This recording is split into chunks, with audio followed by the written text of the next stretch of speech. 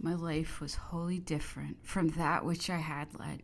Instead of walking about a stable, directing the cleaning of horses and taking convoys of horses from place to place, I was seated in a chair or on a sofa, talking or sleeping before a good fire, waiting till I was needed.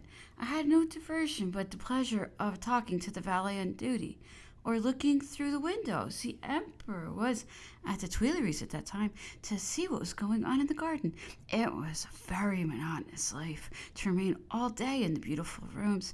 I never went out except to go and dine towards 5 o'clock, when the emperor was not in his apartments. The time when I was free was in the evening, when Constant or Rustem had arrived for the emperor's coucher.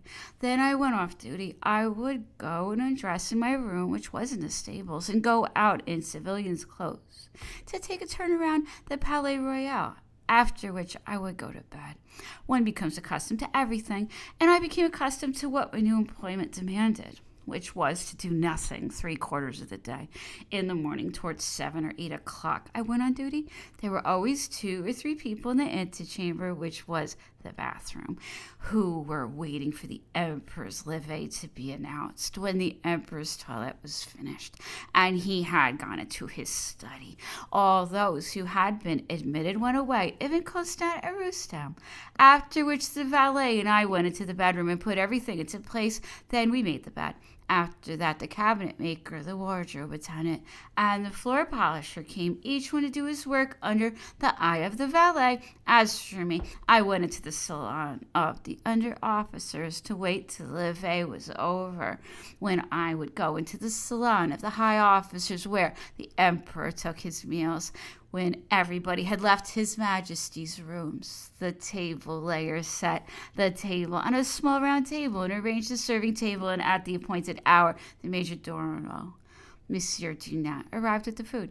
What was to be kept hot was placed in chafing dishes heated by alcohol lamps. When everything was in order, the table layer went away. The prefect of the palace knocked at the door of the salon and notified the emperor that he was served. I stood at the right hand of the armchair which the emperor was to occupy, all 3 of us waiting till His Majesty should come and sit down. If the emperor sometimes arrived at once, he occasionally made us wait for him a long time. A few moments after His Majesty had sat down, the empress would appear. She would give her husband a kiss and sit down at his right. It was my duty to place a chair for her. Most frequently, when the emperor came out of his room, he would be accompanied by some important person, a minister or someone, with whom he would continue his conversation till the empress arrived, for when she was present, all serious discussion was banished, and playful chat took its place. At dessert, the King of Rome was announced, and Madame de Montesquieu, followed by an under-governess, would come in carrying the young prince in her arms.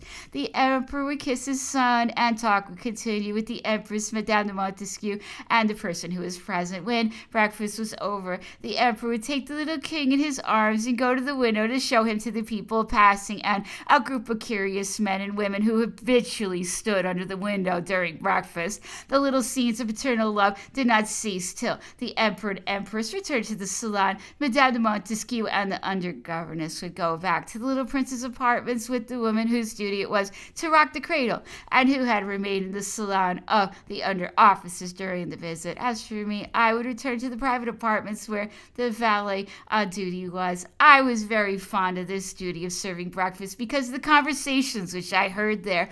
If I had kept a journal, I should have had very curious reminiscences of people and things. One day the emperor took the little king in his arms after his breakfast, as was his custom, caressed him, played some little tricks on him, and said to the empress, turning towards her, "Here, kiss your son."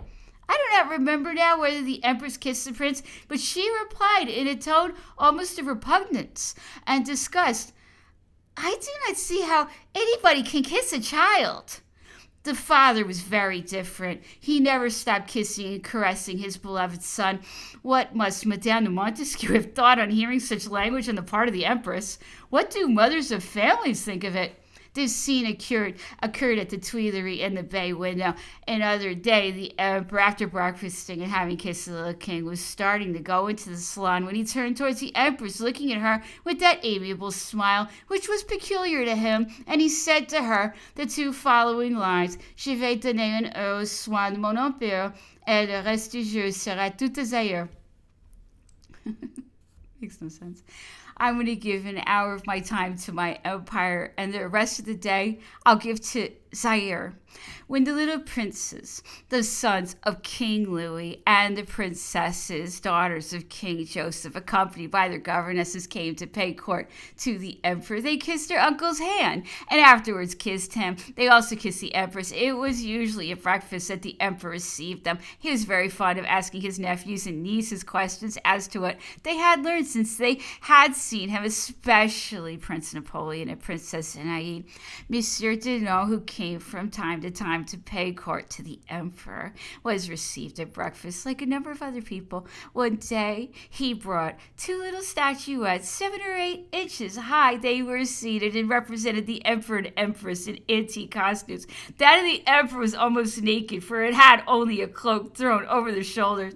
That of the empress was more fully dressed, but the robe allowed one breast and one leg to be seen. Whatever idea the artist had in representing me in this way, said the emperor, he has done it too indecently. I do not like that.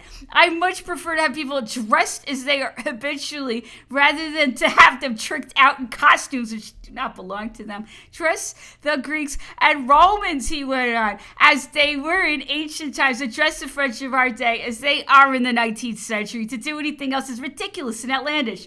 The statuettes remained on the mantelpieces through the breakfast and disappeared afterwards. This piece of flattery on Monsieur Denis's part did not succeed. It was, I think, without the emperor's knowledge that the statue on the column of the Place Vendôme was cast and put in place.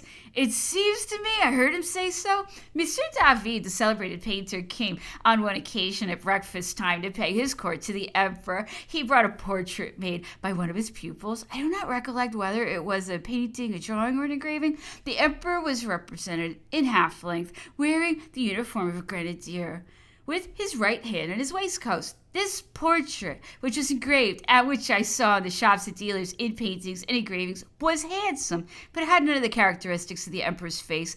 It was only good-natured. One day, it was also breakfast, the emperor received Talma, who had been announced. It was a day after a performance of Tipu Sahib, at which His Majesty had been present. The emperor made a number of critical observations on the piece to the great tragedian and told him to communicate them to the author. He even gave the plan of a scene and showed Tama what gesture Tipu ought to make and what attitude he ought to take as he rose from his throne to go to fight the English, I think, and the better to impress on the actor the action and the language of the sovereign of Mysore. The emperor sat down in a chair and rose from it with the most expressive gesture, full of nobility and resolution, speaking a few words suitable to the situation. 1812 or 1813.